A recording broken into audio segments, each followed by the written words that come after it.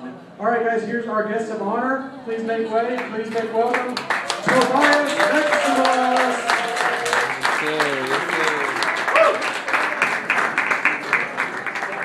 What's up, guys? All right, finally. It'll be worth the wait. Right, Toby? I guess. I don't know. Well, how you been, man? I've been good, man. Really good. We only got one mic. That's all right. Sharing a little bit about the story, just a little brief. I know we're running late and stuff, but just a little bit, just your testimony and as far as a youth leader and what like. Absolutely. What's going on, guys? Thanks for hanging out. I'm sorry it's during Casting Crowns. I know Mark would be mad at me right now. You guys probably seen him about 10 times anyway, right? Well, thanks for coming over here. And, I appreciate a lot what you guys do for a lot of reasons. Number one, you're here tonight. You brought kids, and my focus is to make music that turns people's eyes toward Jesus. It might be adults and it might be teenagers, but I love students. So I serve everybody, but I super serve students. You know what I'm saying?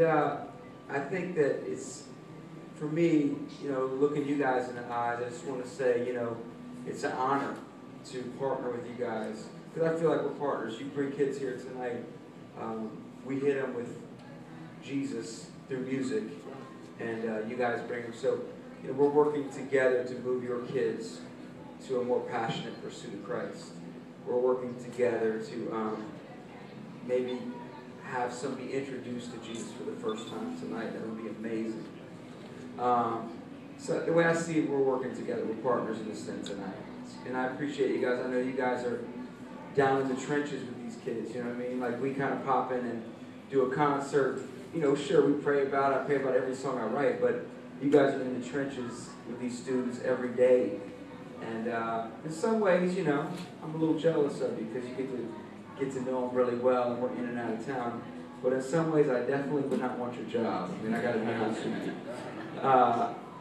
The beauty is, you're in the trenches, you're walking through the hard things, but I can't imagine the feeling of watching a student come out on the other side.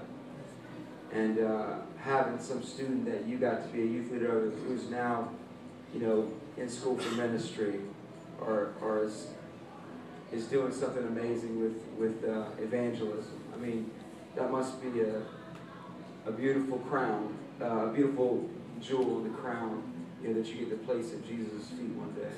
So thank you for that. Thank you guys so much for what you do. It is worth your time, and I know it's hard.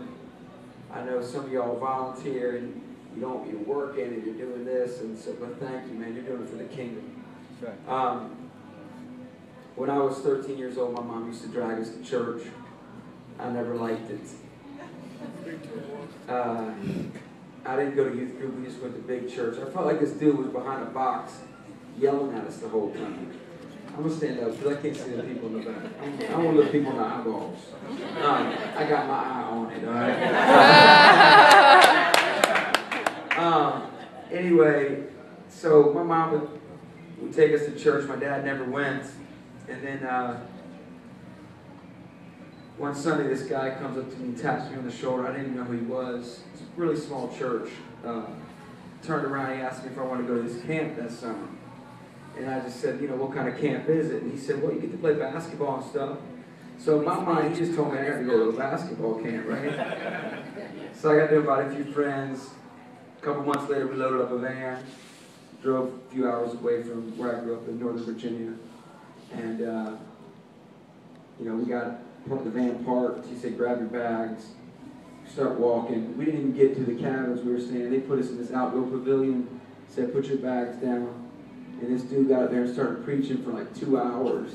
My boy's looking at me like, yo, this is the strangest basketball camp I've ever been to. But we did get to play some basketball. Like, my heart was beating. I knew I needed to do something. I was sweating. And I lay there for about a half hour. finally I just unzipped the sleeping bag, walked into the other room, woke up that youth pastor and said, man, I want to pray, man. I want to meet this Jesus. And we got down on our knees, and I remember it perfectly. I remember the bedspread. I had my elbows on. I remember the dusty floor and that cabin, and I asked Jesus into my life. So, yeah, man, 13 years old, went home, started going to church, became part of the youth group. Started. My mom knew I was a little softy, so she would ask me to go wake up your dad on Sunday morning. She'd be like, wake up your dad and invite him to church. I don't know why I was really scared, but that was cool and everything. But I remember like walking out. Something about waking up Pops, man, it scared me. You know what I'm saying? So I remember walking down the hallway, waking him up, being like, no, you guys go ahead. I'm sorry, Toby. But we kept inviting him. I kept inviting him, some others kept inviting him, and finally, I think it was about 4 months after I accepted Christ, my dad came to church one day and walked down that aisle and accepted Jesus. So it just changed our family. So you never know, these students you work with, you never know how it's going to affect the rest of their family. So, I really just want to come up here and say thank you guys, for real, for what you do, man. I know it's hard sometimes, it's a big sacrifice, but let me tell you, from a kid who got his shoulder tap one Sunday that led me to Jesus, from one of you guys, thank you. And keep doing what you're doing, forge on for the kingdom. Right? Amen. Amen. Toby said he asked God to put people in his life that love Jesus more than he does, right? So that he could be inspired by the lives around him. Because I mean, if I, True Dog is 14 now, man. Yeah. Talking like this, what's up, man? So I mean, like.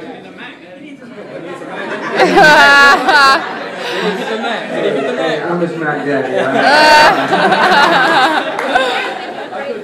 I know everyone says he sounds like me, but anyway, like that's what I tell him. So that's what I would tell your student. I tell them, I say, who are you hanging out with? Because usually that has more effect than any of us. Family, friends, youth leaders. I mean, that's the ones. But the friends really, I always ask Truett. I mean, I just ask them straight up, who are you hanging out with? Do they know Jesus? And I don't mind him hanging out with some kids that don't, as long as he's thick with the kids that do, because then they're going, they're going to be the ones inspired.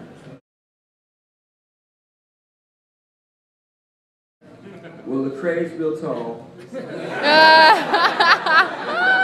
I'm still taller than Truett, thank God. Now, Lecrae's become a friend over the last couple of years, and I've really been a fan of his longer than that.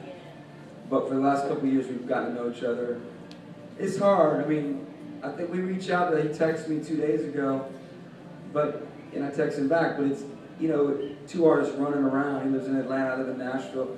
It's hard to communicate. I mean, it's difficult to get the depth of friendship we would like, but I mean, I will say that he's an inspiring man. I mean, he really, like his Man Up conferences, everything he's doing just feels like the Lord, you know what I mean? It's not about Lecrae. And in the rap game, that's hard to pull off.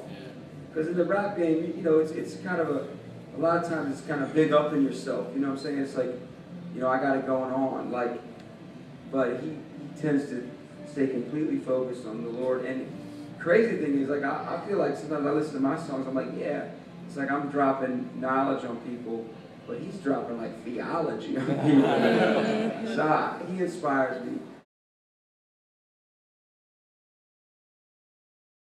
And he's got a little swag to him, I'm not gonna lie. Wow. I mean, I want to entertain people, no doubt. I want people to be like, hey, what's up? I want to entertain. That is not a bad word. Entertainment is not a bad word. I want to entertain tonight. But you know what? In the middle of all that, we got to drop them Jesus bombs on them.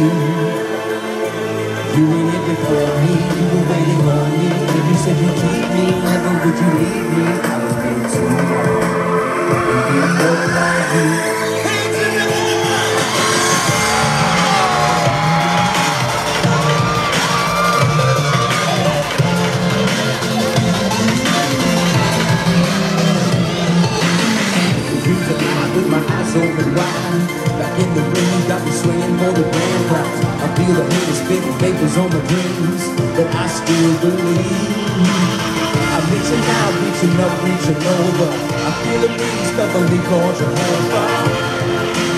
Hey!